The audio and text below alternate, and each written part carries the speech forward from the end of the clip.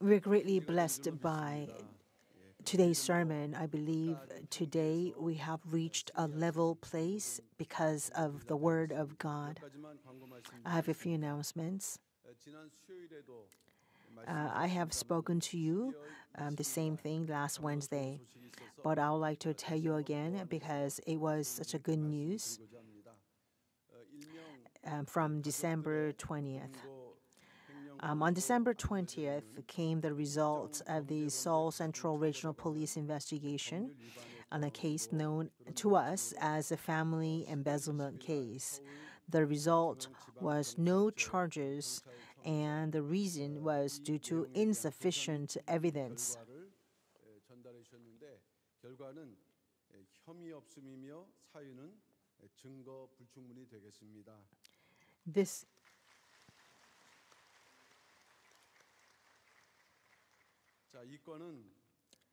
This case was filed by 24 people, including Elder Han,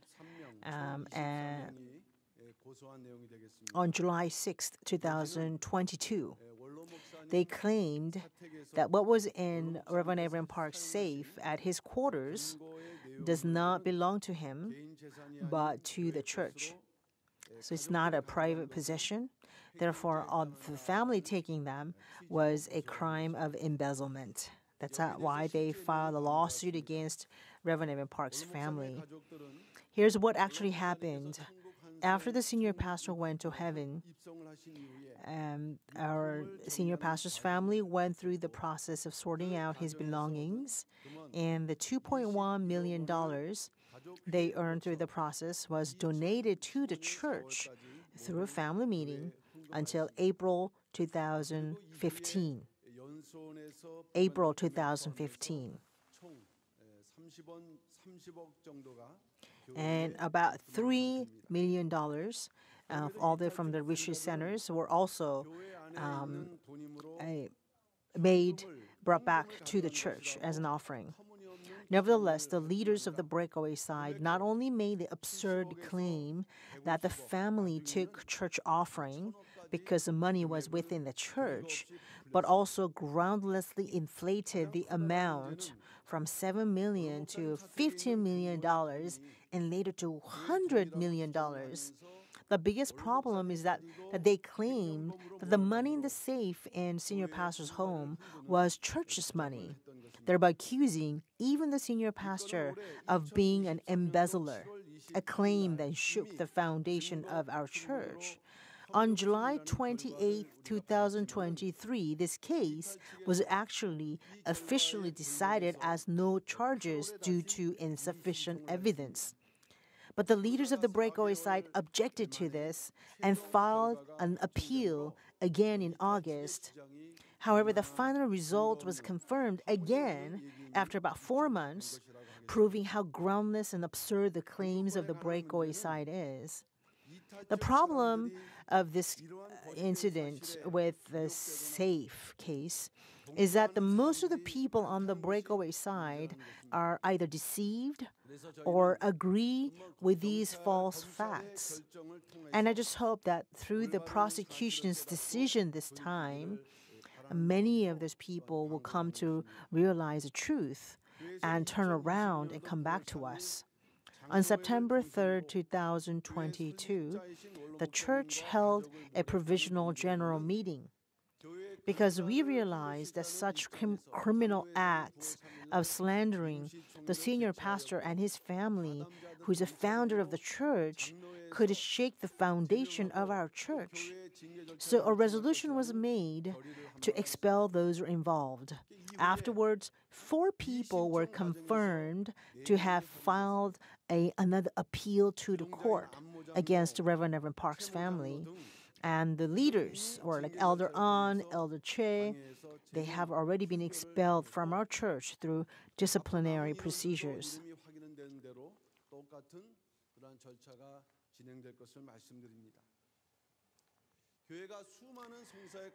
It's like one big knot has been resolved among the many lawsuits the church is facing right now. I can only hope that many people who have been deceived by the absurd and false facts will turn around this time.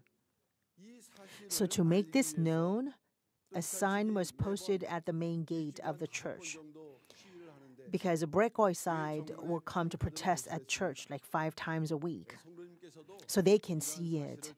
I would appreciate it if you also would know the exact details of this incident and pass it on to those around you who may be on the breakaway side.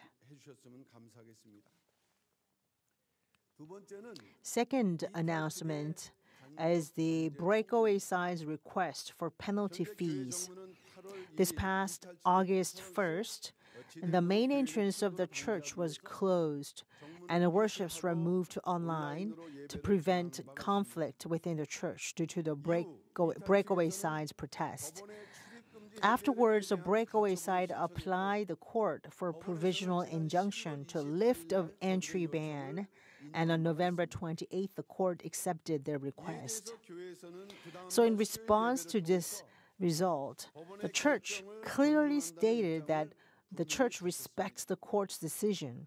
We made this announcement through the service on Wednesday and the next day. However, due to the internal circumstances of the church, there is a strong opposition from believers who are seriously concerned that if the main gate were to open without warning, not only a lot of people other than 727 accusers, but also the third parties who have nothing to do with us will also intervene and cause great violence, and huge conflict will occur within the church. So the decision was made taking into account these situations. First, those who can enter the church are the 727 accusers. And secondly, if they do enter the church, they must sign a pledge that they promise not to cause any violence when they come to church. And this pledge form states the most basic matters. It's very simple in a few lines. As a church member, so that no one would be burdened by it. However, as a result, on December 3rd, when we tried to do this, there was violence, verbal abuse, defamation, even sexual harassment occurred at the scene on December 3rd. This is a very unfortunate situation. In my personal opinion, rather than coming back to church, it really seemed like that they were attempting to reapply for this penalty fee of $100 per person every day, which was rejected in the last injunction. Recently, on December 18th, they have filed a claim for the payment of the penalty fee for not opening the church gate. Regarding this, please pray for the court to make a fair and accurate decision so that neither church nor the individuals suffer any harm. Please pray that all ongoing legal issues will be overcome and the church and the order of the church will be restored quickly. So we really, really ask for your prayers. Third announcement is on a different note. These were really serious matters, but starting next year, some bright notes here. Redemptive History Reading Project. This project actually began with the evangelism department, and we plan to implement this special project to read the History Redemption series, one book every month. So there are total 12 books. So if you read one book at a month, then you can read entire series in 1 year. Our founding pastor always said that if you read the History Redemption series in its entirety 7 times, we will receive these blessings of opening, bursting like a spring shower upon us. So it will be a big contradiction if we say we are in the movement of redemptive history and we ourselves do not read the series.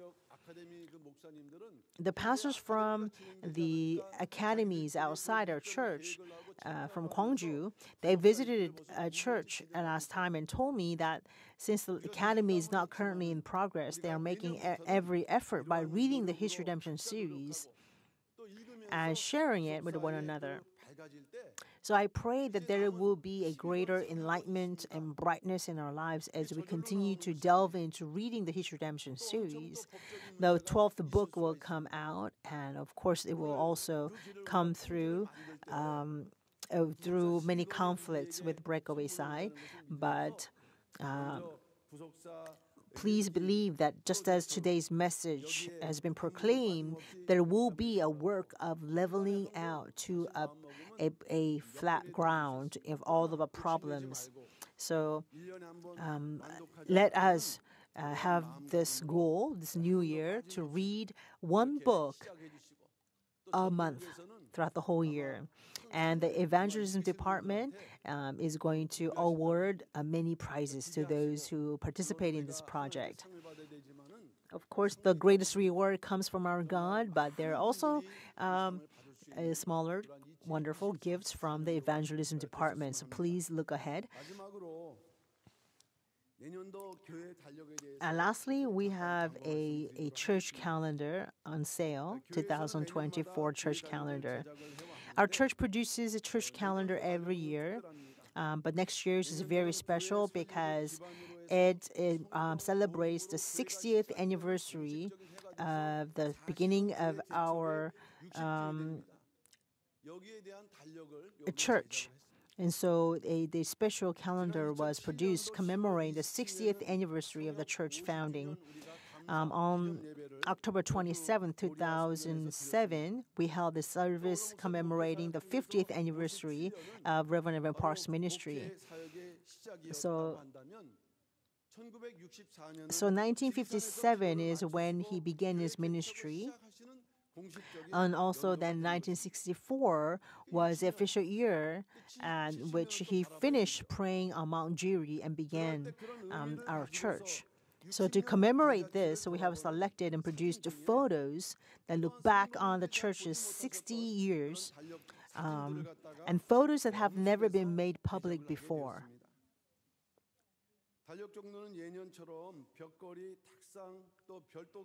As in previous years, the types of calendars will be the wall mount type and the tabletop type. And there's a tabletop gift with a separate case. You will be able to see later.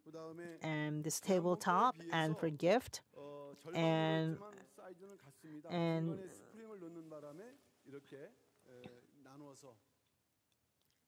so the whole size look like it's smaller, but actually if you open it, it's the full.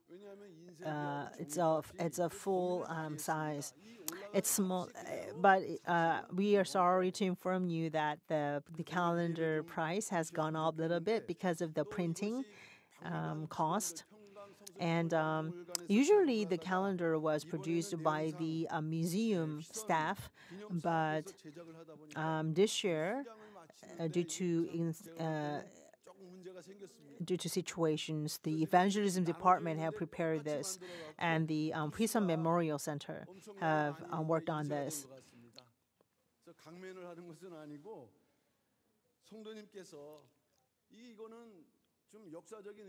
This will be a very historical piece of calendar. It has wonderful photos of history. So I hope that you will actually purchase many copies for yourself and your friends, your families. And I believe that whenever you see the calendar photos, you will be inspired by what history has led us this far, and it will firmly instill a greater faith and inspiration in our hearts. And so I hope that you will make good use of this. Purchase them, please. And so throughout the whole year, let us really remember the days of old and consider the years of all generations. Thank you so much.